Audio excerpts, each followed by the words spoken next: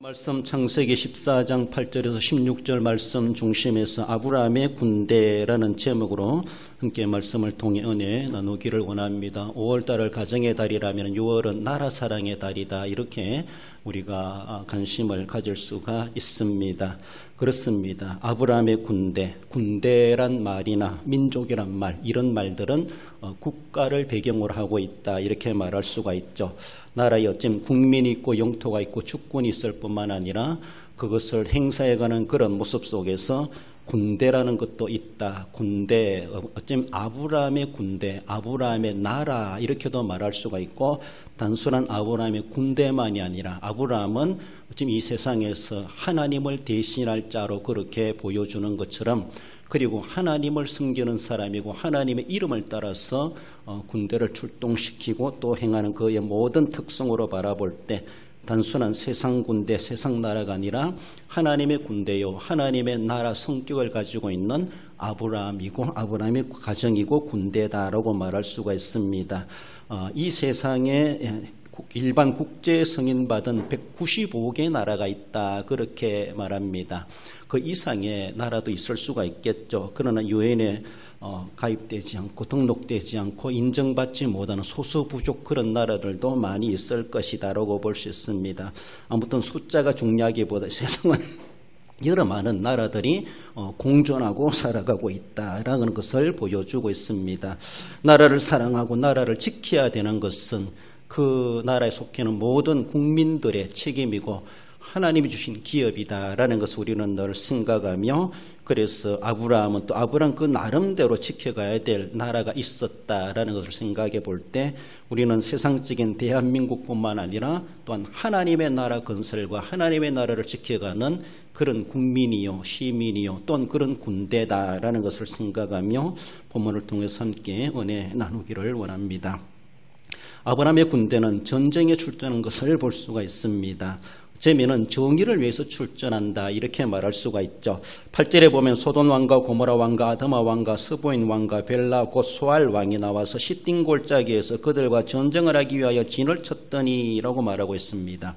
어쩌면 남부연합군이다라고 말할 수가 있죠. 8절에 본문에 나오는 것, 소돔, 고모라, 아드마, 스보인, 소알, 이 지역의 다섯 왕이 모여서 북연합군과 대치하는 것을 보여주죠. 북연합군은 9절에 보면 엘람, 고임, 시날, 엘라살이라고 그렇게 말하고 있습니다.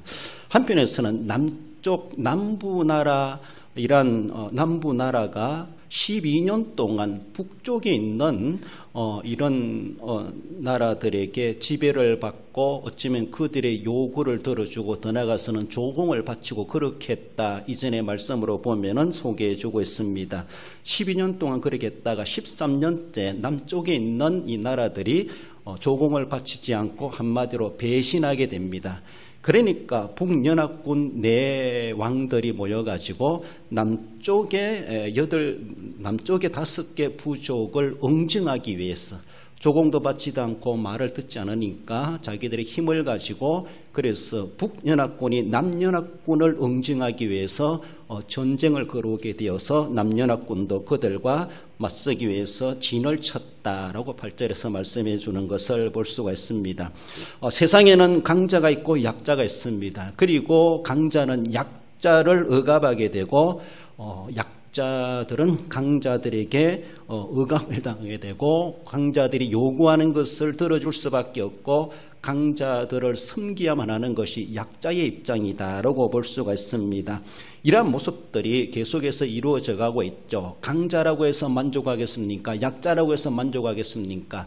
재미는 강자는 강자대로, 약자는 약자대로 이 세상에 이렇게 차등 있게 공존하고 있는 그런 가운데서 계속해서 강자와 약자로 생각해 볼 때 두 진영은 계속해서 부닥칠 수밖에 없다, 그렇게 말할 수 있습니다. 왜냐하면 만족함이 없거든요. 강자랄지라도 약자들을 억압하며 조공을 받으면서도 자기들은 만족감이 없습니다. 더 빼앗아오고 싶고 더 가지고 싶어하는 것이 강자의 욕심이죠.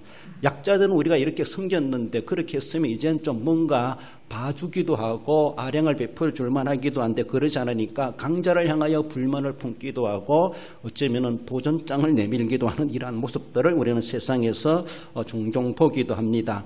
그러다 보니까 이런 세상에 강자와 약자가 공존하는 세상에 다툼이라고 하는 것은, 분쟁과 싸움이라고 하는 것은 있을 수밖에 없고 없을 수는 없다라는 것이 세상의 형편이라고 하는 것을 말할 수가 있습니다. 모두가 다 만족할 수 없는 세상이라는 것이죠. 우리가 살아가고 있는 세상은 바로 그렇습니다. 국가 민족 단위이든 또 지역 사회이든 교회적이든 가정적이든 개인적이든 모두가 다 만족하지 못하고 잘난 사람 잘난 대로 못난 사람 못난 대로 그 나름대로 자기의 잘난 모습을 드러내고 살아가다 보니까 다툼이 있고 분쟁이 있고 갈등이 있는 것이 끊일 날이 없고 주님 오시는 그날까지 이런 것들은 쉴 날이 없다라고 볼 수가 있습니다. 언제 그렇게 화평하고 화목하고 평화로운 세계를 이루어갈 수 있을까? 이 세상은 죄악된 세상이요, 우리의 죄의 성량이 계속해서 돋아나는 그런 죄의 성품을 가지고 있는 인간들의 살아가는 집단이다 보니까 이런 일들은 일어날 수밖에 없다라는 것을 말씀하십니다. 바로 죄악된 세상이고 불완전한 세상이다라는 겁니다. 이런 세상을 하나님께서는 바꾸고 하나님의 나라가 임하게 하시고 하나님이 다스리시는 나라로 만들어가고자 이 땅에 교회를 세우셨고 우리를 통해서 복음화해 가게 하신다라는 것을 우리는 생각해야 되죠. 그러므로 국가이든 민족이든 사회이든 개인이든 어떤 지역연합이든 아무튼 그런 모습 속에서 계속해서 갈등과 분쟁은 일어날 수밖에 없다라는 것을 우리는 생각해야 되죠. 왜 그렇습니까? 나는 정의롭다, 나는 아무런 잘못이 없다, 서로 간에 자기만을 주장하고 내세우다 보니까 서로가 부닥치게 되고 서로가 싸움이 일어날 수 있는 것이 세상이라고 하는 것을 말씀합니다. 그러나 중요한 것은 성경에서 분명히 말하는 것은 전쟁은 하나님께 속한 것이다 라고 말하고 있죠. 사무엘상 17장 47절에 다윗이 고백해 주는 것처럼 전쟁은 여호와께 속한 것인즉 시편 24편 8절에서는 전쟁에 능한 여호와시로다 라고 말씀하고 있습니다. 여러분, 우리가 개인적인 갈등과 또 분쟁과 다툼이 일어난 이것도 크게 보면은 전쟁입니다. 그렇습니다. 국가적인 모습에 싸우다 보니까 전쟁이란 말하지만은 작게 보면은 개인적 갈등 이런 것들도 하나의 전쟁의 부류가 있고 그런 모습이 있습니다. 전쟁은 여호와께 속했다, 전쟁에 능하신 여호와시다라고 말하는 것은 정의의 기준자는 바로 하나님이시다라고 하는 것을 말씀하십니다. 누가 정의로우신가? 거기에 대해서 판결하실 분 오직 하나님밖에 없으시다는 것이죠. 국가 민족 단위이든 지역사회 단위이든 또한 개인적 관계의 다툼이든 싸움이든 분쟁이든 이 모든 것에 대해서 심판자는 하나님이시다. 오직 하나님만이 그것을 판가름하실 수가 있다. 하나님이 주권자이시고 그래서 하나님의 정의에 맞는 자를 거기에 부합한 자를 하나님은 승리하게 하신다라는 것입니다. 아무리 강자라고 할지라도 강자라고 해서 이기는 것이 아니라 전쟁은 여호와께 속한 것이고 전쟁은 하나님이 주관하고 계시다라는 것을 생각해 볼 때 지금 내가 이기는 것 같지만 하나님 앞에 나는 패한 자가 될 수도 있다라고 하는 것을 우리에게 암시해 주고 있습니다.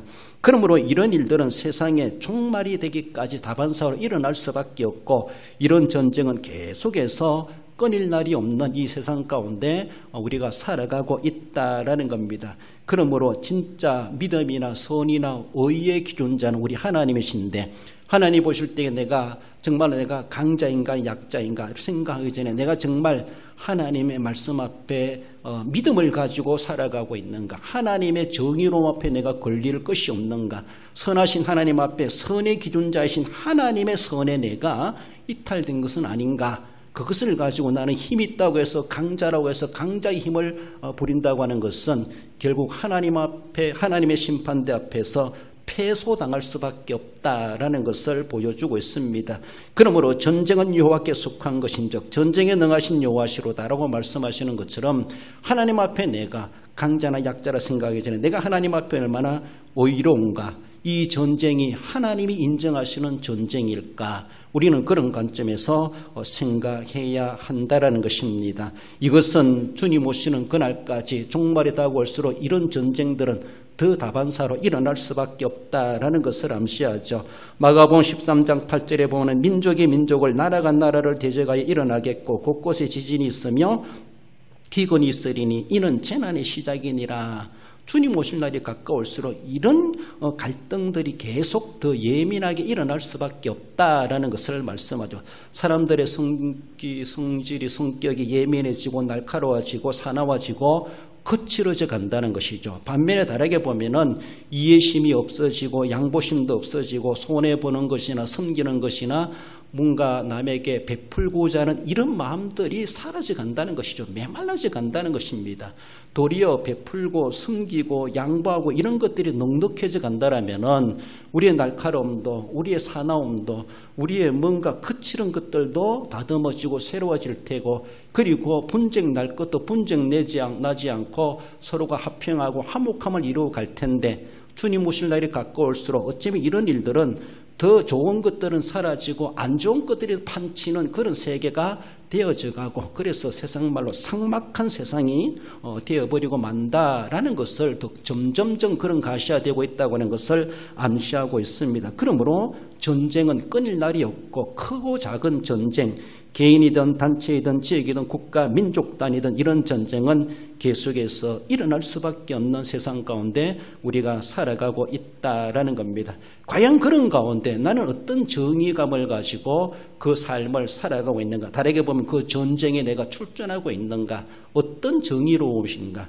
그저 내 육신의 힘을 가지고 인간적인 힘을 가지고 국가적인 힘을 가지고 힘을 과시하며 약한 나라를 침범하고 억압하고 빼앗고 뭔가 그것을 제압하고자 하는 것은 결국은 그 위에 하나님이 계시다는 것을 두려워하지 못하고 있는 무모한 그런 행동들이라고 하는 것을 말씀하고 있습니다.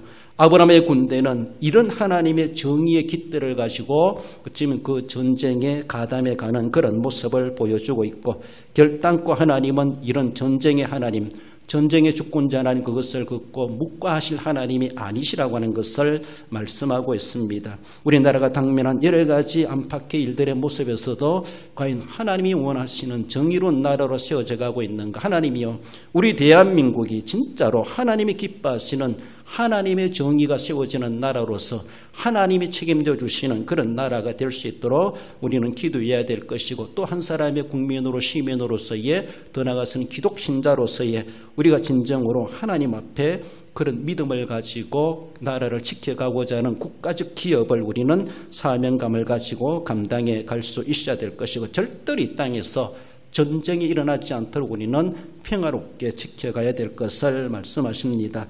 나아가서 아브라함의 군대는 빼앗김을 당한 것을 보여주고 있죠. 11절에 보면은 내 왕이 모든 재물과 양식을 빼앗아 가지고 소돔에 거주하는 아브라함의 조카 롯도 사로잡고 그 재물까지 노래가여 갔더라. 남쪽에 있는 5개 부족은 약한 자들입니다. 그러니까 북쪽에 있는 4개 부족에 의해 계속 억압을 당하고 있었으면 얼마나 억울한 삶을 살겠습니까? 12년 동안 섬겼습니다. 13년째는 도저히 못하겠다라고 하면서 반기를 들은 것이죠.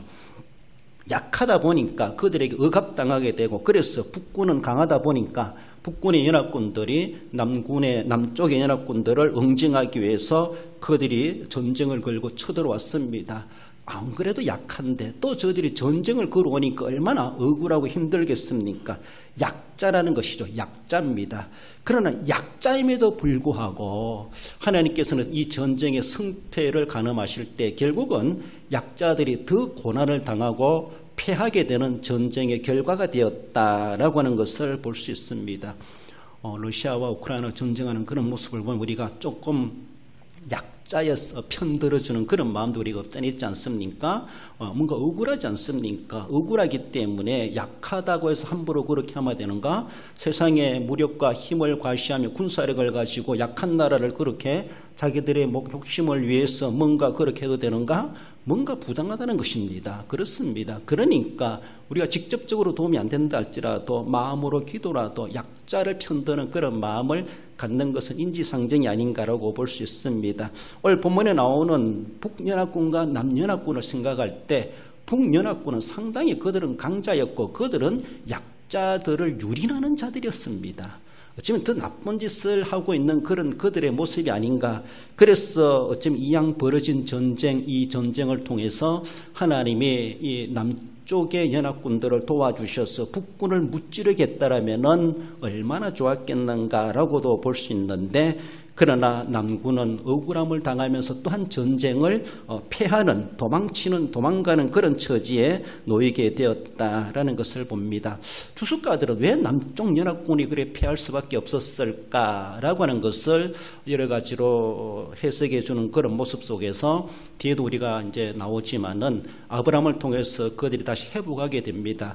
회복함에도 불구하고 계속해서 그들이 하나님이 원하지 않는 하나님의 정의를 지키지 않고, 즉 소돔과 고모라 그 주변이죠. 사해 부근에 있는 그런 남연합군인데 그들이 계속 하나님을 남몰라하고 계속 이탈된 삶을 살아간 것이 아닌가.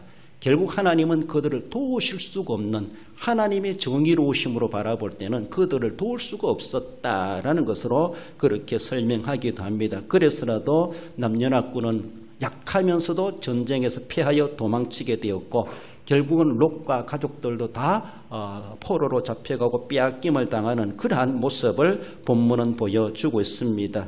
전쟁에는 승자가 있고 패자가 있기 나름입니다. 손해보는 사람이 있죠. 그럼 오늘날의 현대의 전쟁에서는 모두가 다 패자일 수밖에 없고, 모두가 다 고통과 불안함 속에 모두가 다 패자의 모습이 될 수밖에 없다, 손해볼 수밖에 없다, 그렇게 말을 하기도 합니다. 전쟁을 통해서 뭔가 이익을 얻는다고 하는 것은 너무나 나쁜 그런 생각이고 술책이다라고 볼 수가 있습니다. 세상에서 가장 불행하다고 하는 것은 배고프고 기근도 그렇지만 전쟁이다, 그렇게 말합니다. 전쟁은 사람의 생명을 직결되는 그런 행동적인 일이기 때문에 그렇습니다. 가장 불행한 그런 사건이 세상에 전쟁이 일어나는 것이다, 이렇게 보게 됩니다.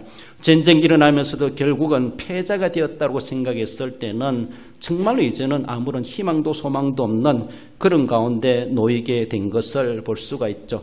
약육강식의 사회다, 이렇게 말을 하기도 하죠. 약한 자는 강한 자에게 먹이가 될 수밖에 없고 지배당할 수밖에 없는 이 사회라고 하는 것, 약육강식, 어쩌면 동물의 세계와 같은 우리 인간 세계가 그러게 된다고 하는 것이 얼마나 비극적인 그런 모습입니까? 그렇습니다. 북군은 강자이면서도 그들의 강함을 재확인시켜 주었고, 남군은 약자이면서도 도리어 더 억압을 당할 수밖에 없는 판도가 그렇게 결정되고야 말았다라고 하는 것을 보여주고 있습니다. 북군이 그들이 남군을 물리치고 이겼다라고 해서 그들은 정의로운 군대다, 정의롭기 때문에 그들을 승리하게 하셨다, 결코 그런 것은 결코 아닙니다. 어떻게 보면 하나님의 관점에서 바라볼 때는 북군도 자신들의 강자의 힘을 가지고 남쪽 연합군들을 지배하고 억압하는 그 어쩌면은 좀 나쁜 행위라고 볼 수가 있죠. 힘을 앞세우고 그런 질서를 잡아가려고 그런 모습. 그러나 그것보다 남쪽에 있는 연합군들이, 남쪽에 있는 연합부족들이 그들이 도리 하나님 보시기에 비도덕적이고 비윤리적이고 하나님의 뜻을 어긋나는 삶을 더 심하게 살아가고 있지 않았나라고 볼 수가 있습니다. 그러므로 비교적으로 생각해 본다 할지라도 북연합군이 정의로워서 그들을 승리하고 이기게 하셨다라기보다 남연합군의 남쪽 연합부족에 대해서 하나님이 도리어 채찍질하시는 그런 모습으로 이 전쟁의 승패가 그렇게 갈리게 되게 하신 것이 아닌가라고 볼 수 있습니다. 세상에는 불의의 힘으로서 강하면 지배자가 되기도 하고, 그리고 정의롭다 할지라도 힘이 약하면은 지배당할 수밖에 없는 것이 세상의 이러한 논리라고 하는 것을 볼 수가 있죠. 그러니까 악의 힘을 빌려서라도 힘마세마 된다, 무력을 앞세우고 힘의 원리를 가지고 자신들의 힘을 과시하려고 하는 이것이 세상의 모습이 아닙니까? 그러니까 북한에서도 우리는 핵만 가지면 된다, 뭐 경제가 어떻든지 인민이 어떻게 살아가든지 우리가 나라를 지키는 것은 핵만 있으면 된다. 그래서 계속해서 수년 동안 북핵 문제 온 세계가 나서가지고 해결하려고 아직도 되지 않고, 제가 볼 때는 협상의 대상이 아니라고 봅니다. 그렇습니다. 북한은 무조건 누가 뭐란다 할지라도 핵을 우리가 보유해야 된다, 핵 보유국으로 인정받아야 된다. 그래서 핵만 있으면 우리는 미국도 두렵지 않다라고 할 만큼 그들은 그런 논리, 그런 목적 일편단심, 그것은 대를 흘러가면서 그것을 추구해 갖고 그것을 이루가려고 하는 그런 모습이 있지 않습니까? 어떤 악을 이용한다 할지라도 자기들은 힘만 있으면 된다는 것이죠. 그 힘의 원리를 가지고 이 한반도를 장악하고 세계를 장악하겠다라고 하는 이러한 야심을 가지고 있지 않습니까? 세상은 그렇습니다. 그렇게 나쁜 사람들이 힘이 있으니까 판치고 돌아다니고 활보고 돌아다니고 무부천주로 만들어가고 자기들이 행하는 것이 정의로운 것이고 얼마나 막대먹은 그런 세상인가, 그런 삶을 살아가고 있는가라는 것이죠. 세상에 있는 사람들은 그렇습니다. 그러니까 힘을 길러야 된다, 군대를 키워야 된다, 핵을 무장해야 된다, 여러 가지 모습으로 세상의 논리와 원리를 가지고 나라를 지켜가고 자기들의 영역을 확보해 가려고 하는 이런 모습들이 세상의 원리와 논리라는 것이죠. 정의도 없습니다. 선도, 의로움도 없습니다. 이런 모습 속에서 인간이 신이 되고 인간이 왕이 되고 인간이 모든 것이 자기들의 나름대로, 그래서 그 힘 앞에 정의로운 사람도 굴복할 수밖에 없고 무릎을 꿇을 수밖에 없고 억압당할 수밖에 없고, 그래서 의롭고 착하게 살려고 하면 도리어 손해볼 수밖에 없는 세상이다. 이렇게 이해되는 것이 오늘의 세상의 삶의 모습이 아닙니까? 예수님을 믿으면서도 결코 너무 선하게 믿으면은 이용당할 수밖에 없고 자신의 유익을, 자신에게 돌아오는 이익을 다 누리지 못한다. 그러니까 세상의 처세술과 세상의 방법과 세상의 여러 가지 간사한 장깨를 우리는 결코 버리지 못하고 있는 것이죠. 왜? 그런 세상에 살아가다 보니까, 그런 세상에 그런 것들이 통하기 때문에, 그런 것들로 그렇게 대응해 가야 되기 때문에, 그럴 때는 교회도 신앙도 직분도 하나님도 눈이 안 보이고 당장 내 앞에 보이는 손해와 이익을 타산을 따져가면서 그때는 무슨 소리든 말할 수가 있고 무슨 행동이라도 할 수 있고 아나무인격으로 우리가 살아갈 때가 얼마나 많은가. 왜? 세상은 그걸 원하기 때문에, 그렇게 해야 되기 때문에 세상의 사람들과 대처하고 이겨내기 위해서는 그런 것들을 요구하고 있기 때문에, 그러니까 악이라 할지라도 그 악으로라도 무장하겠다는 것이죠. 악으로라도 내 힘을 기르겠다는 것이죠. 악을 쏟아부어가면서 나는 뒤지지 않고 나는 그 손해보지 않겠다는 것이죠. 악을 쏟아부어가면서 나는 내 이익을 챙기겠다는 것이죠. 그거 못 챙기는 사람은 바보라는 겁니다. 어리석다는 겁니다. 세상에 그렇게 해서는 못 살아간다는 겁니다. 이것이 세상 사람들의 논리고, 그러다 보니까 우리들도, 예수님 믿는 사람들도 그 세상의 방법을, 원리를 우리가 적용하려고 하고 받아들이려고 하고 그것을 완전히 내게서 버리지 못하고 그것을 달콤하게 이용해 먹는 그럴 때가 얼마나 많습니까? 수요일날도 우리가 말씀 나눴지만은 사탄의 수법이다라는 것을, 사탄의 수법. 사탄은 계속해서 우리로 하여금 악의 방법을 통하여서 이익을 보게 하고 손해보지 않게 하고 자신의 자리를 지켜가도록 하는 것이 사탄의 방법이죠. 그렇습니다. 너 왜 그렇게 당하냐? 왜 그렇게 하면 되는데 왜 그걸 안 쓰냐? 계속 세상적 방법을, 세상적 수법을 동원하여 사용하도록 하게 합니다. 그렇습니다. 사도 바울도 그런 방법을 하려고 그러면 왜 고난당하고 동포들에게, 이방인들에게 왜 그렇게 핍박을 당했겠습니까? 그러나 사도 바울은 아니라는 것이죠. 아무리 그런 것들이 좋다 할지라도 그 모든 것들은 사탄의 수법이고 하나님이 원하지 않는 수법이기 때문에 나는 그 모든 것들을 빗물로 버렸다라고 할 만큼, 그래서 힘이 없어 당하는 것이 아니라 힘이 있으면서도 당해주고 고난당해주고 핍박당해주고 죽을 고비를 넘겨가며 그렇게 하지 않습니까? 그렇습니다. 이렇게 힘을 동원해가지고 무엇인가 빼앗으려고 하는 것, 빼앗는 게 아니라 할지라도 자기 걸 안 빼앗기려고 하는 방법 속에서도 악의 방법이라도 사용하겠다라고 하는 것이 세상의 모습이고, 그래서 나는 성자가 되겠다라고 하며 성자의 수법을 그렇게 동원해 가는 것을 볼 수가 있습니다. 그러나 우리가 알아야 될 것은, 중요한 것은 세상에 강자가 있고 약자가 있습니다. 강자는 약자를 억압할지 모르지만 그 강자 위에 또 다른 강자가 있다는 것에 대해서 우리는 기억해야 될 것이죠. 바로 그 또 다른 강자라고 하는 것은 하나님이시라는 것입니다. 세상에는 어쩌면 차등이 있을지 모르지만 하나님보다 높을 사람이 있을 수 없고 하나님을 이길 자가 아무도 없다는 것이죠. 사람 위에 사람 없지만 사람 위에 하나님이 계시다는 것을 모르기 때문에 악의 방법이라 할지라도 나는 성자가 되겠다, 나는 이기는 자가 되어야 되겠다, 나는 무엇인가 누리는 자가 되어야 되겠다, 나는 저희들을 억압하고 나는 저희들에게 내가 섬김을 받는 자가 되어야 되겠다 라고 하는 것이 세상 사람들의 그런 모습이 아닙니까? 하나님을 모르는 소리죠. 얼마나 무지의 소치인지. 우리는 진정 하나님 없이 살아갈 수 없고 하나님께로부터 우리 인생이 시작되었고 하나님으로 말미암아 살아가고 있고 결국은 하나님 앞에 서게 될 우리의 인생이라는 것을 우리는 늘 생각해야 됩니다. 세상에서 이겨본들 하나님의 심판대 앞에 가서 패소당하면 무슨 소용이 있습니까? 대부분에서 내 손을 들어준다 할지라도 하나님의 법정에서 내가 실패한다라면 패하는 자가 된다라면 더 이상 하소연할 데도 없는 하나님의 법정이 우리에게 있다는 것을 우리는 알아가야 할 것입니다. 로마서 14장 10절에 보면 내가 어찌하여 내 형제를 비판하느냐 어찌하여 내 형제를 업신여기느냐 우리가 다 하나님의 심판대 앞에 서리라고 말씀하고 있습니다. 결국은 나는 아무리 강자라 할지라도 세상에서 악을 이용해서라도 난 강자로 살아가겠다고 할지 모르지만은 그 인생이 얼마나 길겠습니까? 길어봤자 100년이겠죠. 결국은 그 이후에는 하나님 앞에 서게 될 것이고 하나님 심판대 앞에 섰을 때 어떤 판결을 받을 것인가를 우리는 늘 생각해야 되죠. 내 위에 강자가 계시다는 것을 알지도 못하고 살아가니까 아나무인으로 악을 동원해서라도 남의 것을 빼앗으려고 하고 악의 방법을 통해서라도 승자의 자리를 차지하려고 하는 이러한 막대먹은 그런 모습들이 있지 아니한가라는 것이죠.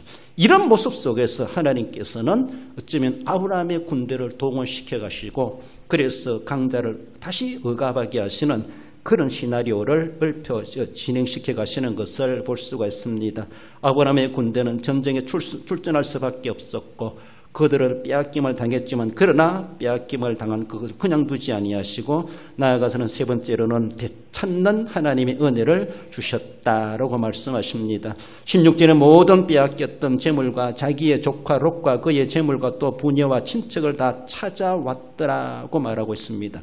아브라함은 이 소식을 들었습니다. 이런 전쟁이 일어났고 그래서 조카 롯이 사는 소돔과 고모라뿐만 아니라 소돔 그의 롯과 그의 가족들 재산들까지 다 빼앗기고 끌려갔다. 이 소식을 듣게 되었을 때 아브라함은 자기 집에서 길리온 가신이라 그래죠. 318명을 모집해가지고 그들을 죽여가여 따라가게 되었다라는 것을 본문은 말씀하고 있습니다. 그렇습니다.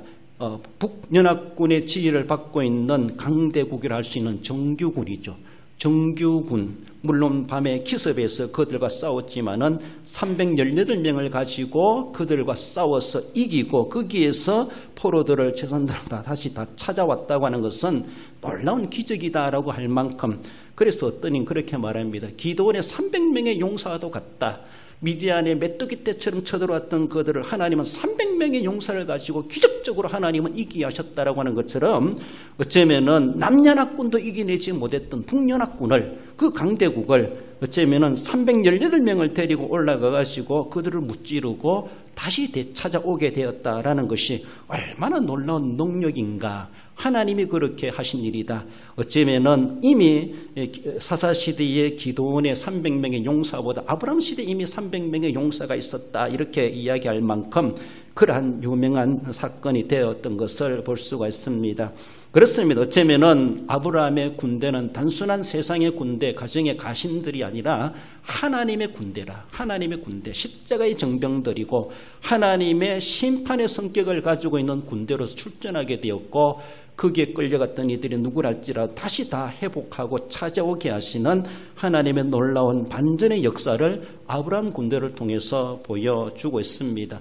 좀 더 구속사적으로 바라볼 때 우리는 억압당하고 세상에서 강자들에게 억압당하고 유린당하고 빼앗김을 당하고 정말 어찌할 수 없고 힘으로는 당해낼 수 없다 할지라도 그러나 우리 하나님께서는 결국은 하나님의 백성들을 한 생명도 손상 있게 하지 아니하시고 하나님은 그들을 다시 다 회복시켜 주시고 되찾아오시는 하나님의 구속의 은혜의 계획이 세워져 있고 결국 예수 그리스도의 십자가로 말미암아 적들을 무찌르게 하시고 적의 왕국을 파괴시키시고 거기에 억압당하고 거기에 유린되고 거기에 포로되고 있는 하나님의 백성들을 하나님은 해방케 하시고 하나님은 다시 그들을 본래의 자리로 회복케 하시는 하나님의 놀라운 구속의 역사를 이 아브라함의 군대를 통해서 우리에게도 보여주고 있습니다. 그렇습니다. 우리는 이미 마귀의 권세 아래 짓눌러 흑암의 권세 현세에 살아가고 있고 거기에 끌려다니며 이용당하고 유린당하다가 결국은 마귀와 함께 둘째 사막에 떨어질 수밖에 없는 우리 죄인들이고 인간들일 수밖에 없습니다. 그런 가운데 유린당하고 포로된 우리들 하나님은 내버려 두지 아니하시고 결국 아브라함의 군대를 하나님은 동원하셨다라고 하는 것처럼 예수 그리스도를 이 땅에 보내셔서 우리의 대장 되신 예수님께서 그 모든 십자가로 구속의 사역을 이루어 가심으로 우리를 거기에서 해방의 길을 열어주셨고 자유케 하시고 이제는 그의 군대로서 십자가의 군대로서 주님을 대장 삼고 주님을 따라 나아가는 자에게 이제는 승리만 있게 될 것이다 라는 것을 우리에게 암시해 주고 있습니다. 그렇습니다.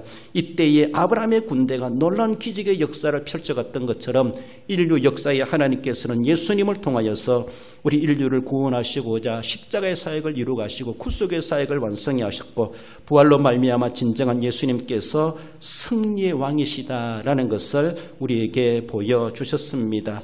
갈 바를 알지 못하고 나아갔던 아브라함이다. 우리는 그렇게 말하지 않습니까? 그렇습니다. 그러므로 오직 그는 하나님의 계시의 말씀만을 보여잡고 가라. 그럼 갔습니다. 멈추라. 멈추었습니다. 이곳이다 라고 하니까 이곳인 줄 알고 거기서 살아가고 있습니다. 아브라함은 오직 하나님의 리모컨이 움직이는 사람이고 하나님의 말씀을 따라 움직이는 사람이었다라고 생각해 볼 때 이 전쟁에 개입하는 것도 단순히 자신의 조카가 포로당했다 이것보다가도 어쩌면 그도 하나님 앞에 하나님 내가 올라가리까 내가 쫓아가리까 다윗처럼 그렇게 하나님의 뜻을 구하지 않았겠는가. 하나님은 분명하게 추격하여 올라가거라 라고 하나님 그렇게 지시하셨을 것이다 분명히 생각해 볼 수가 있습니다. 왜냐하면 이 아브라함 늘 하나님의 말씀을 따라 움직이는 사람이었고 갈 바를 알지 못하면서도 하나님이 가라 하시는 대로 가는 것 그렇게 할 줄 알았던 사람으로 바라볼 때 이 엄청난 사건 앞에서도 단순한 자신의 감정 그것만이 북받쳐서 난 것이 아니라 하나님의 말씀을 따라서 군사를 이끌고 그렇게 추격에 올라간 것이 아닌가라고 볼 수 있습니다.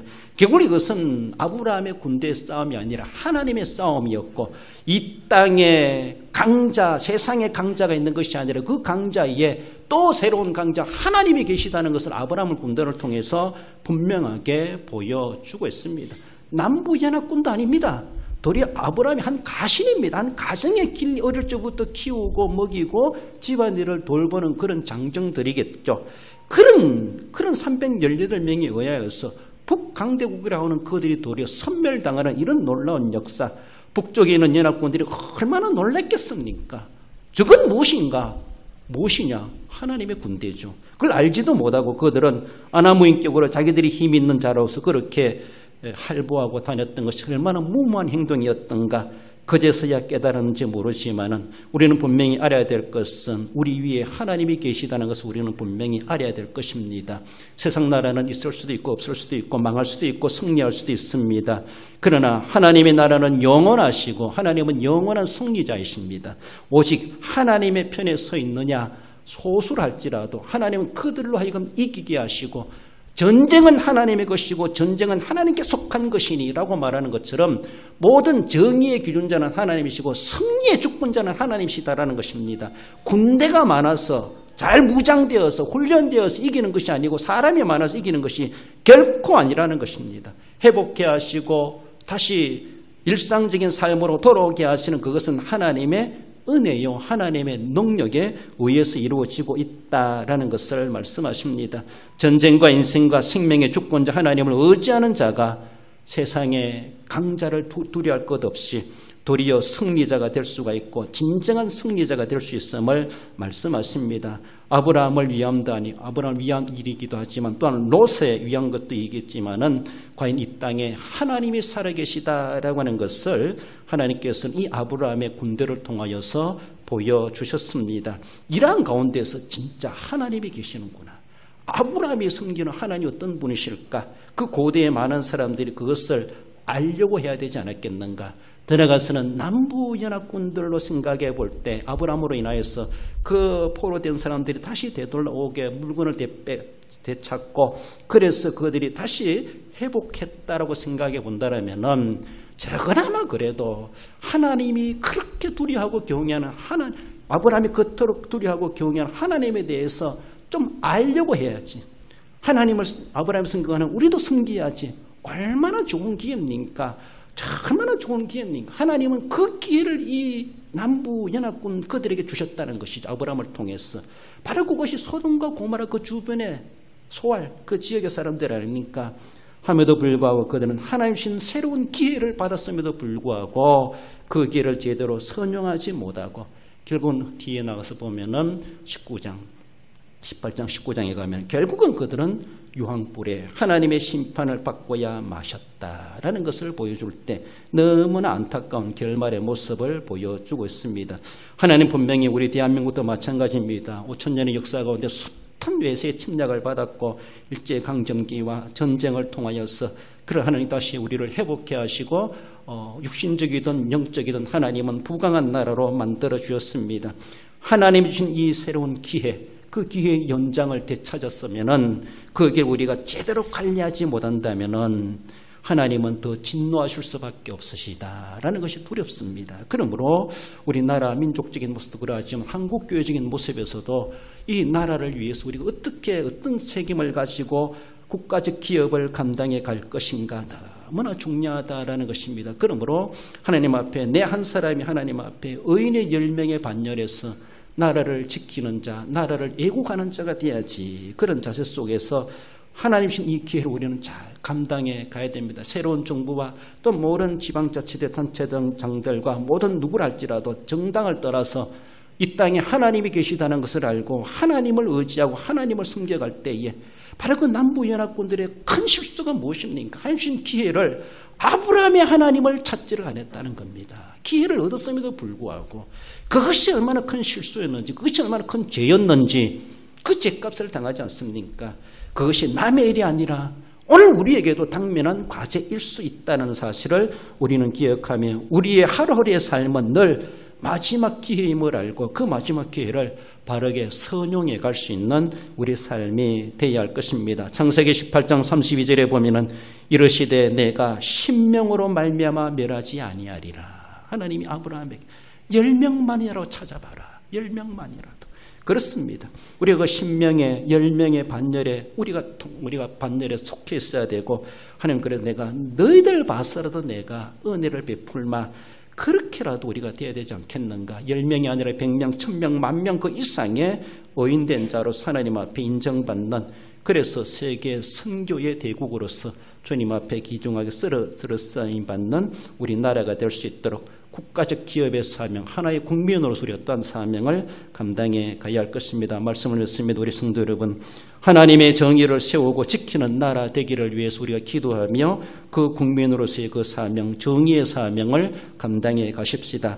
만물의 주권자 하나님을 의지하는 나라, 세상의 핵을 의지하고 군대를 의지하고 강대국을 의지하는 것이 아니라 만물의 주권자, 전쟁의 주권자, 생명의 주권자, 인생의 주권자, 하복의 주권자 하나님을 의지하는 나라가 되어야 될 것이고 그런 국민으로서 또 우리가 그 사명을 감당해 가야 할 것입니다.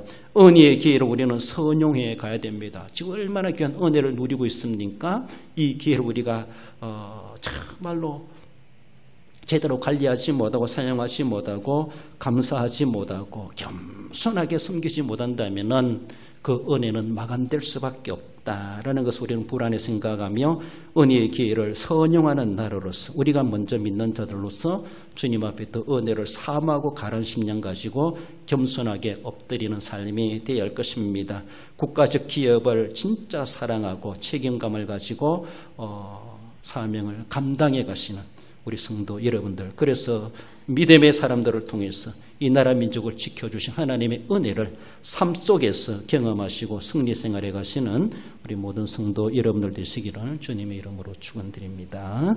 기도하십시다. 주신 말씀 기억하며 하나님 아브라함의 군대를 통하여서 어려움 당했던 그 지역의 전쟁을 무마케 하시고 그리고 어려움 당했던 남부연합군을 하나님 아브라함 군대를 통해서 회복케 하시고 다시 기회를 주었던 것을 봅니다.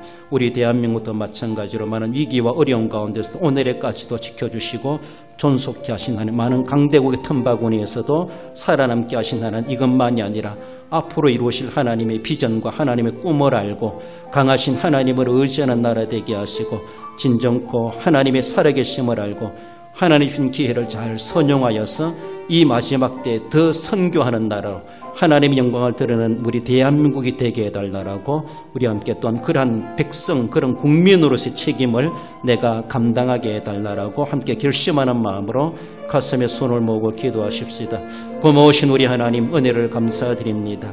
우리 하나님 아버지, 이 땅엔 전쟁이 끊을 날이 없고 분쟁과 갈등과 시기와 질투와 우리 하나님 아버지 늘 다툼이 있는 세상임을 보여주고 있습니다. 어찌할 수 없는 세상 가운데 살아가시면 불의한 방법으로 강한 자 되려 하지 말게 하시고, 오늘도 정의로우신 우리 하나님이 살아계심을 알고 진정한 강한 자 하나님이 계심을 알고 하나님을 두려 하나님을 의지하며 하나님의 귀한 뜻을 받들어 겸손하게 하나님의 뜻을 받들어 나아가게 부족하지 않도록 역사하시고 인도해 주시길 원하오며 예수님의 이름으로 감사하며 기도 올리옵나이다. 아멘. 고마우신 우리 하나님 은혜를 감사드립니다. 우리 대한민국을 오늘에까지도 사랑하시고 지켜주신 하나님, 이 땅에는 전쟁이 끊일 날이 없고 처처에 난리의 소문이 수시로 그리고 끊일 날이 없이 일어날 수밖에 없는 세상임을 보여주고 있습니다. 하나님 아버지, 불의한 일들을 통하여서라도 강자가 되고 성자가 되고 싶어하는 세상의 논리에 우리가 현혹되지 말게 하시고, 진정한 강자이신 진정한 주권자이신 우리 하나님이 살아계심을 분명하게 인식하게 하시고 늘 하나님 앞에 엎드리고 우리에게 맡기신 대한민국이란 국가적인 기업의 사명을 우리가 바르게 잘 관리하고 책임있게 감당해 갈 수 있는 저희들, 복음화하고 하나님이 이 땅의 주인이심을 나타낼 수 있는 저희들 되게 해 주옵소서. 그래서 하나님이 진정한 강한 자로 우리나라를 통하여서 세계를 움직여가게 하시고 세계 복음화에 이루어가게 하시고자 하신 하나님의 뜻을 이루어드리는 데 쓰임받는 데 선봉장이 되는 우리 대한민국 되게 해주시고, 우리 모든 교회와 성도 한 사람 한 사람이 그 자리에서 소중하게 귀중하게 존귀하게 들어 쓰임받는 저희들 될 수 있도록 우리 하나님 성령으로 충만케 해 주옵소서. 몸이 아파 손을 얹어 기도하며 소원에서 가슴에 손을 모아 기도하오니 우리 하나님 저희들을 믿음대로 기도대로 소원대로 되게 해 주시기를 원하오며 거룩하신 예수님의 이름으로 기도드리옵나이다.